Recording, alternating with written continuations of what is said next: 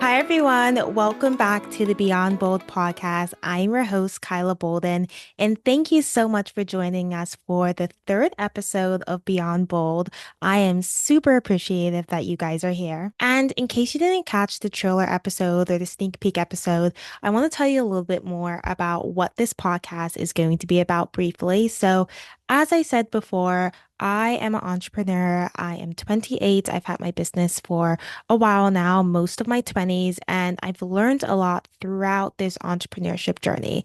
And my goal for this podcast is to be able to help inspire others, especially young women, to chart their own career paths and really their own lives. And I want to do that by sharing some of my experiences, but also talking to a lot of other amazing individuals who are charting their own path when it comes to their careers. So for this podcast, you can expect to have episodes with just me talking about my experiences as a founder, as a woman, as a Black woman, building my career, the ins and outs of that. And then you can also expect episodes in which I'll be interviewing some of my dear friends, many who are founders, athletes, and some new people that I've met along the way about their career journey and really how they've been able to take dreams that might have seemed impossible and make it possible and make it the reality. So that is the focus for the podcast. And so for these solo episodes, I really want them to be a space where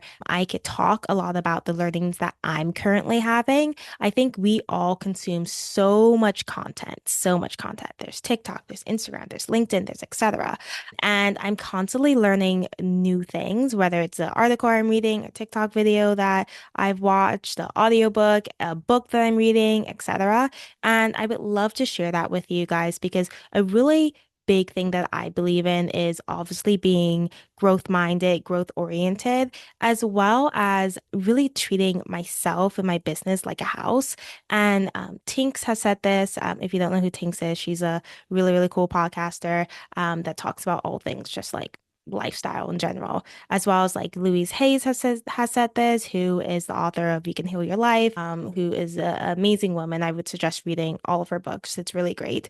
But really treating yourself as a house that needs upkeep, right? And be doing the same for your business. Meaning, if I went out and bought a $5 million house, or I went out and bought a lot and renovated the house, and it was a new house, a 2024 house. It was beautiful. It had a beautiful new kitchen, stainless steel, marble tabletops, like all of those cool things. That would be great for right now. 10 years from now, it wouldn't be good, right? So if I don't go and actually continue to update that house, maybe change the alarm system, change the landscaping, redo the living room, it's going to be outdated and it's also not going to serve its purpose. And, when I go to sell it or even just myself as living in it 10 years from now, it's not going to be as comfortable as it was when I first lived in it. And I really, as I said, believe that we have to look at our life in that way, almost every aspect of our life in that way for our business, our personal life. And this is not saying to be on the continuous journey of, oh, I'm not good enough, or my business is not good enough. I'm not saying that. I'm just saying that we really have to look at ourselves like a house that needs updating, and like consistently needs updating, consistently needs growth. And I think that's just a really, really interesting way to think about it. And maybe I'll do a podcast episode about that too. So anyway, I'm always learning, I'm always growing. So in these solo episodes, I want to talk about some of the things I'm reading, some of the things I've seen, what I've learned from it, how I'm uh, attributing it to my life, my personal life, as well as very much my business life. So you guys could take advice from that when you're thinking about your careers. And then I also want to tell you a bit about like a productivity tool or hack that I'm using because I know we all have a million things to do. We all probably get decision fatigue, and I'm constantly trying to figure out ways to make my life easier, if that makes sense, make it more efficient. And I've been really good at like finding something. So I want to talk a little bit more about that. And then at the end, we'll do like Ask Me Anything in which you guys could write in questions and I could give you some advice, whether it's like business advice, career advice, etc. Just some of my thoughts on what I'm thinking, and you guys are able to ask me those questions. Yeah, so that is what I'm thinking for these episodes. So Let's hop right into it. So, for today, the first thing I want to talk about is something that's been going on in the news. So, unless you are living under a rock or on Mars, you probably know that President Kamala Harris has announced her run for President of the United States. Now, I'm a Canadian. I can't vote. I am not American, although I've spent a lot of time in America. I've lived in America. I am not American. But I have always been a huge fan of Kamala Harris, and I'll tell you why a little bit later. But what I thought that's so interesting about her announcement that she is running for President of the United States in the way that she's done it, and it's been so successful, is she has done it in a way that no one else has. She's really, really leaned into some might call it Gen Z culture, meme culture. She has really leaned into creating a presidential campaign that really is centered around her authentically on who she is, and as well as it relates to the people that she is trying to get to for her as well too. So just like taking a look at like an article that I saw, this was in The Guardian. It said Kamala is a brat. Harris campaign goes lime green to embrace the meme of the summer. And there's just so many articles about how like Kamala's so bratty. I also find it really funny having people like around a round table, like at CNN, try to understand what brat means. It's really funny. I know they're like the Gen Z interns are, getting the most play, the most work that they've ever gotten really right now. But one of the things that I think is amazing about this campaign is that she is doing it like no one else has ever done it.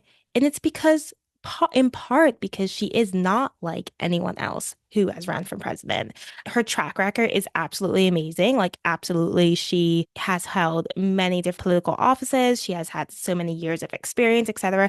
I'm not talking about that. I'm talking a little bit more about who she is as a person, which is she is a woman. She is a woman of color. She as also has had a picture of herself painted in the media of kind of being like a bit silly, in which she is not at all, but she's facing different things that other candidates are not facing. And because of this, she cannot take the same playbook that um, President Obama or even President Biden has taken in order to win her presidency. She has to try something new. She has to be authentic to herself because there has been no one like her. And it got me thinking a lot about business and women in business, women in male-dominated fields, and how it's super, super important when taking advice and also taking from playbooks in the field that has worked for successful people before you. It is really important to consider what your place in this as a barrier breaker is, as like a woman in this field, and just really be authentically yourself. And one of the things I'm seeing in 2024, we're even seeing this in pop culture with Charlie XCX, which is obviously very related to Kamala, because she is the one who, really started this whole brat thing. The rollout of her album was not the typical playbook that a lot of artists use to create successful albums. Her marketing was insane, but even little things like most artists use a really like do expensive photo shoot to have the most captivating visuals, right? Um, she didn't do that. She just kind of did something messy. And like if you ever seen the album cover of her newest album, Brat, it's quite like it's not fun to look at. Even the color is nothing that most people would ever wear, right? But she decided to go this route because she wanted to do something that was authentically her. She could have done the traditional rollout that a lot of people that you see in the music industry, like Taylor Swift, who's been super, super successful, but Taylor uses a very traditional like rollout of like radio and singles, etc., and all of that to sell her albums. She did not do it. She did that. She released her album in a very authentic way that was very authentic to her, very different than what anyone has seen, and has really captured the world, right? And it's interesting because what she has done might not then go work for somebody else, but what she has done differently is really she decided to really create music that she wanted to create music that was related to where she was in her life. And that has proven to be successful. Even her not rolling out like massive stadium tours, I mean, she might do that soon, but like launching a lot of her songs and like on like DJ sets and doing things like that, that's very different than what other artists have done. And even just, going back into the music scene, Jade from Little Mix, who, if you don't know Little Mix, they were a band, they broke up, they were very, very famous throughout the UK, also throughout the world. They were one of the biggest girl groups of all time, actually. Like statistically, they sold tons and tons of records. However, they were not very popular in America, so a lot of us probably have not heard of them. So Jade released her first single of her new album, and she sampled a song from Eurovision. And if you listen to the song, I think it's called like Angel of My Dreams. You will notice that it's not the most like sonically comfortable song to listen to, right? But it is so her. She has talked about how she's been wanting to sample this song for so long. She's been talking about like the message that she wanted to get across in the song, and like the emotions that she wanted to convey, which was mixed emotions, happy emotions, just really telling the story of her life. And people are absolutely loving it. And it's because you could tell that this person has just gone about their craft in a way that was so authentic to them. So, relating this back to business, and one of the reasons why I'm just super inspired by Vice President Harris, I want to start calling her Vice President Harris more because I've noticed a lot of people just refer to her as Kamala, which is great, but we don't refer to Trump as Donald or Biden as Joe, right? We at least say President Biden, right? So definitely like using her last name, but that's a little side note. But one of the reasons why I've been super inspired by Vice President Harris, Charlie XCX, Jade, and I could list like a few other entrepreneurs that have done things very differently as well too, is because I think they're perfect examples of when you listen to your gut and when you're authentic to yourself, and that when you are focused on a mission and you make those like the core values of what you are working on, what you are putting out there, success happens, right? And it might not happen right in the beginning. For very few of us, it doesn't. Most of us, it doesn't. But it will eventually happen. And it also got me thinking a lot about being an entrepreneur and being a woman who is focused on their career. Like me, you probably get a lot of advice. I know I get a lot of advice. I welcome it. I am super coachable as well too. I'm always seeking new ways to do things and new um, pieces of advice that I could get that could take my business to the next level. I like the advice. But what I would say is what I've learned throughout my career is that if the person who's giving me advice doesn't have similar lived experiences as I did, oftentimes, sometimes it doesn't work. And I'll give you an example. I get a lot of advice when it comes to speaking and like giving presentations and managing investors and deals and all of these things, right? And I find that the advice I was able to gather or like get from women, whether it was like speech coaches or entrepreneurs, is more helpful than the advice that I was able to get from others who might have been like men or went to different schools so that I did just because like I have a very different lived experience as them. And when I walk into a room, when I walk in a Zoom call, there are preconceived notions about me because of my gender, because of the color of my skin. Obviously, that's true. And there's different preconceived notions about them, right? So, really, one of the things that I would, and I want to do a whole podcast episode about this, but the point I'm trying to get across here is you're going to get a lot of advice on how you should navigate your career. And the best thing that you could do is take in that advice, potentially try it, but really make sure that you're going with your gut and you're being authentic to yourself and you're focused on your mission. And if the advice you're getting does not align with those three things, I don't care if it's coming from somebody who has been in your career, your field, and has made it all the way to the top.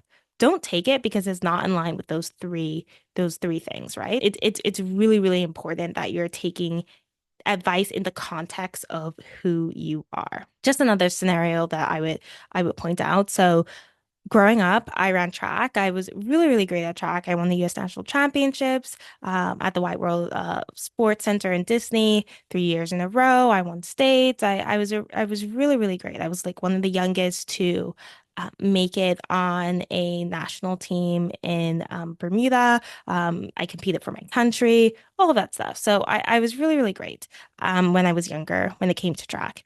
However, I was not super tall. I was very skinny, and I was also like younger than a lot of the people that I was competing against. Now, I could have taken a look at, some of the girls that were dominating the field in the 800 meters. That was the event that I run, and like gotten their track routines and taking it and been like, okay, I'm gonna run 12 200s. I'm going to only eat this food. I'm gonna eat the same amount of calories they eat. I'm gonna do this and do that. But that would make absolutely no sense because if they are a 17-year-old senior that is 5'11" and has a really, really natural muscular build, and I'm a 13-year-old freshman who's very slight and who is several inches shorter, and has more of affinity to running longer distance, like I did cross country, and they have more of affinity to running shorter distance, like 400.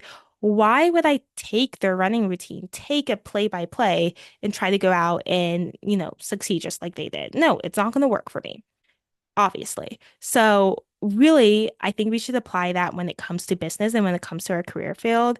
If you're taking advice from somebody who has a different mission than you, has different lived experience than you, honestly looks different than you, and doesn't like share some of those same characteristics that are placed on you as soon as you walk into the room, I'm not saying don't take advice from them because that's just not true. I think you should take their advice, but see if it works within the context of who you are. So, just to sum it up, when seeking advice, make sure you evaluate it in the context of yourself, adapt it to your unique situation, and stay authentic. And I think if we all did that a lot more, we would get a lot further in their careers a lot quicker. I see so many people who are trying to follow the playbook of somebody who is just living a completely different lived experience and it's not working and they're wondering why. Okay, so now for the weekly productivity tip. So, obviously, I'm a tech founder, so I'm a big fan of AI. I think everyone should be using it. I think if you're not educated in it, you need to be. This is a massive revolution and can make your life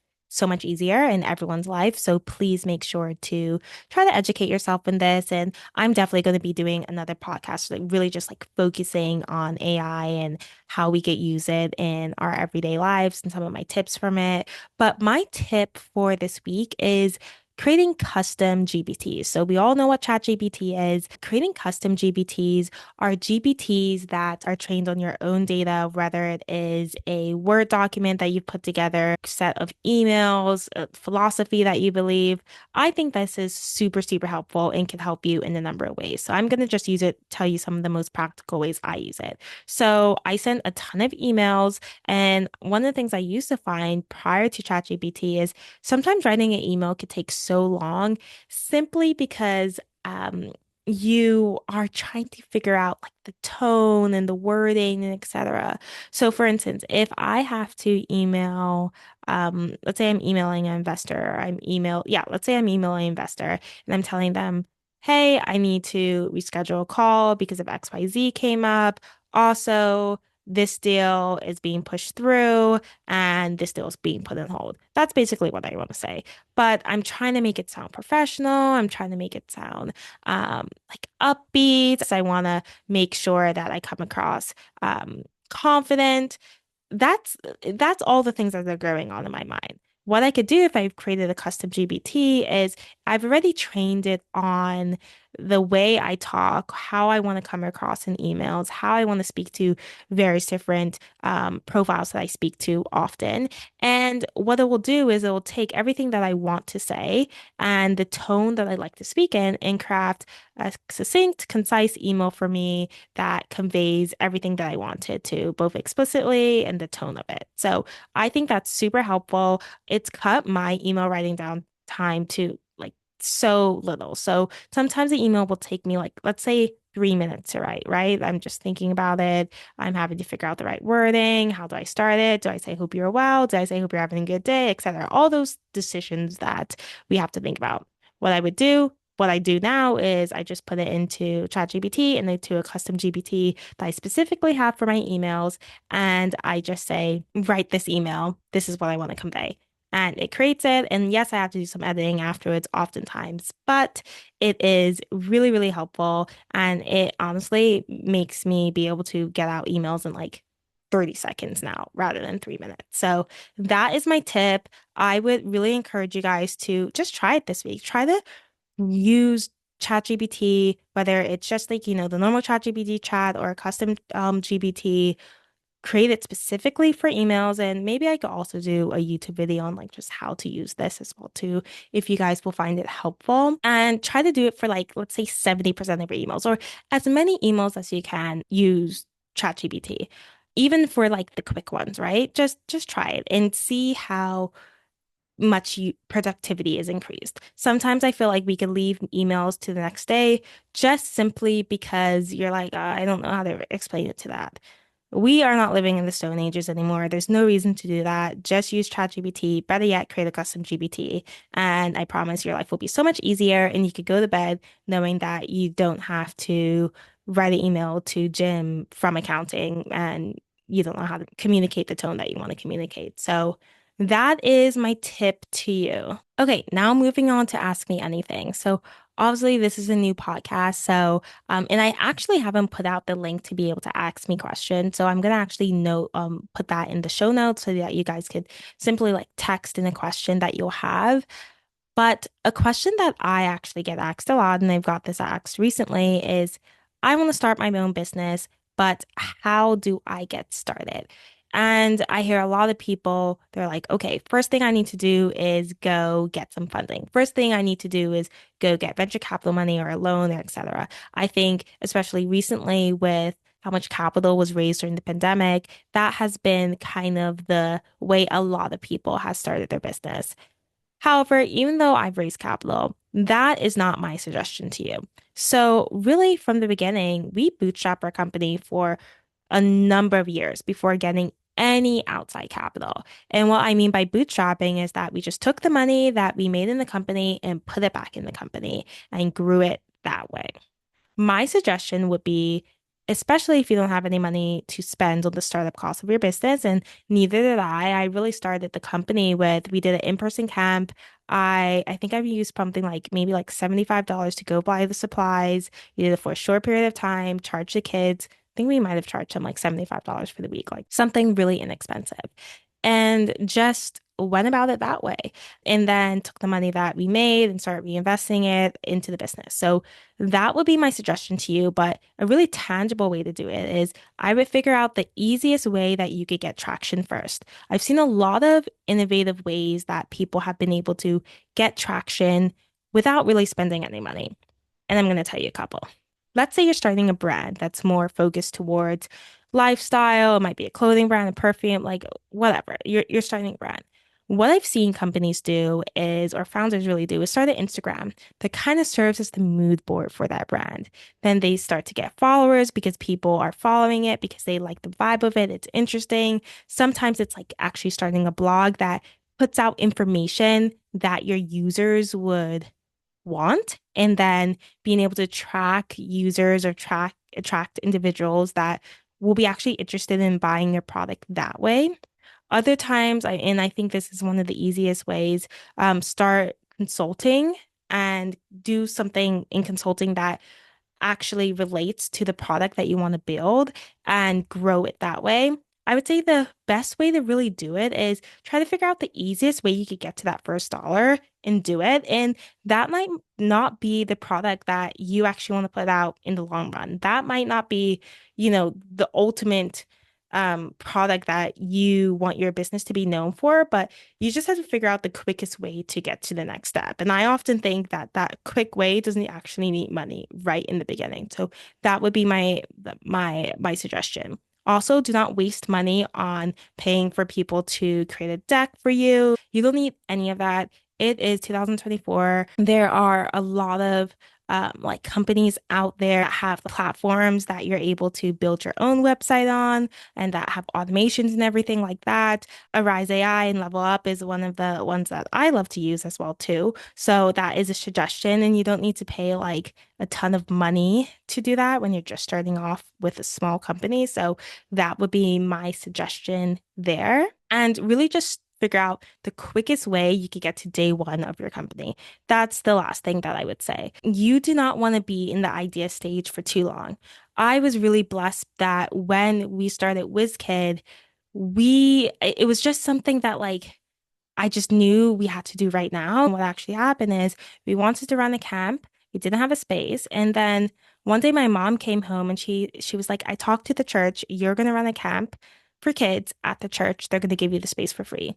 And because of that, that was great because it didn't give us the time to have to like think about this and ideate it for weeks and weeks and months and years for years because somebody had given me a free space. I had to get popping and figure out what I'm going to teach the kids and how I'm going to make it fun and etc. So I would figure out the quickest way you could get to day one and do that.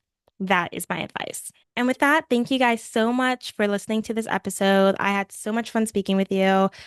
I think this podcast is going to be really, really fun for the listeners and also myself. I'm loving being able to share what I am learning throughout my entrepreneurship journey, throughout my life journey. My big hope for you guys this week is that you continue to work hard and most of all, stay authentic to yourself. I think we're learning that people like Kamala and Charlie and Jade and etc. One of the reasons why they are becoming super successful is really because and have been really successful actually in the past is they're being authentic to yourself. And I often think when it comes to our careers, especially if you're working a more corporate job or if you're in the tech field and a lot of people don't look like you could often like try to hide yourself or try to conform more.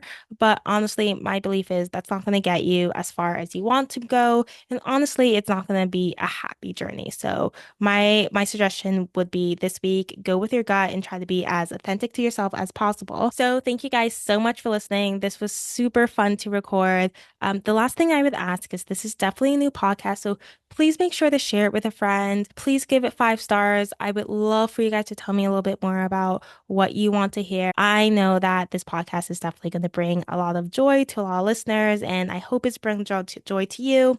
And if you could share it with somebody, that will be super, super awesome. So thank you guys so much and have a good day.